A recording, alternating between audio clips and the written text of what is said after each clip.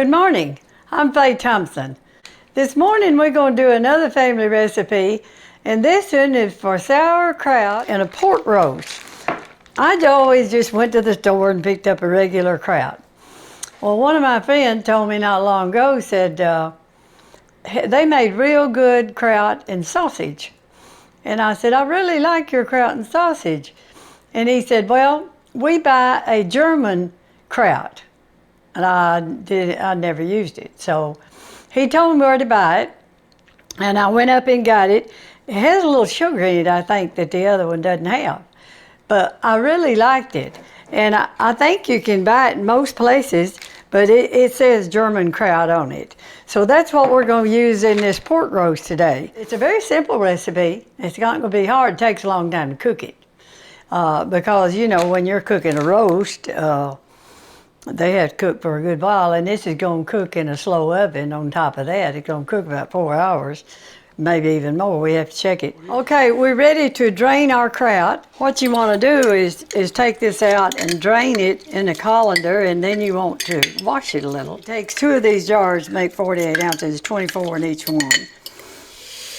I'll rinse that jar out. A lot of times we save those jars. If we can use them to can in, I always save them.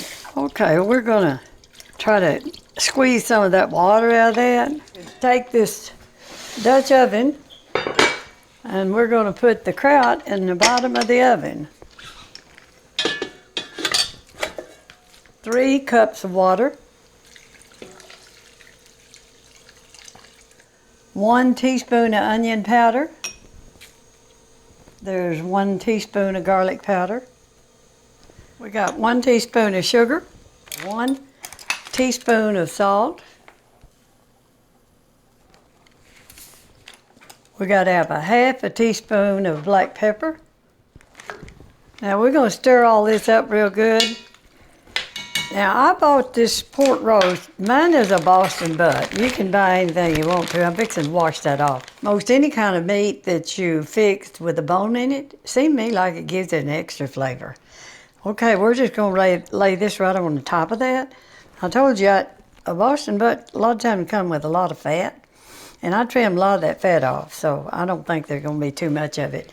And if you're buying a Boston butt, you can look at them sometime and make sure that they don't have, some of them have more fat than others, in other words. This is a very inexpensive meat, too. We're going to put a top on this. And we're going to put this in a 250-degree oven, and we're going to cook this about 4 hours. So we will get back with you when it's tender. If it's not pork tender, when it'll come apart real good, you need to put it back in the oven. You know, we've let this pork cool a little bit. It's so tender, it's just falling apart. And we're going to have to get that bone out of there that I left in it. Look how tender that is. It really smells good, too. We're just kind of breaking this off into some bite-sized pieces. We have taken some sauerkraut out and put it in this bowl, and we'd already had our pork out and chopped it up. So what you do, you just serve this pork on top of the kraut. It's very good. The kraut, I was so glad the guy told me about the German kraut, because I liked it much better than I do a regular kraut.